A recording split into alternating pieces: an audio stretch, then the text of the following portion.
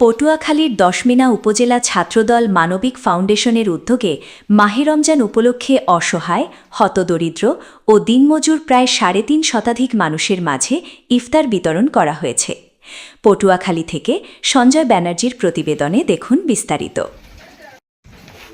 শনিবার বাদ আসর দশমিনা সদর ইউনিয়নের চেয়ারম্যান মার্কেটের সামনে থেকে এই ইফতার বিতরণ করা হয়।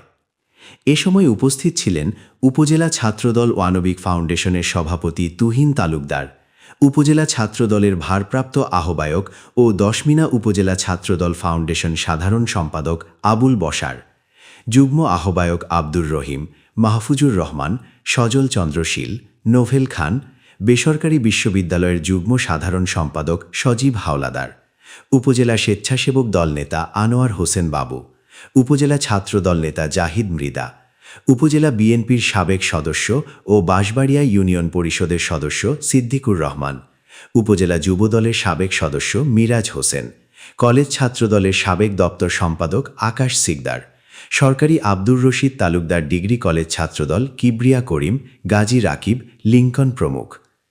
এ সময় উপজেলা ছাত্রদলের ভারপ্রাপ্ত আহ্বায়ক ও দশমিনা উপজেলা ছাত্রদল ফাউন্ডেশন সাধারণ সম্পাদক আবুল বশার বলেন, উপজেলা ছাত্রদল ফাউন্ডেশনের উদ্যোগে ৩.৫ শতাধিক মানুষের মাঝে ইফতার বিতরণ করা হয়েছে, আর এ ধারা অব্যাহত থাকবে।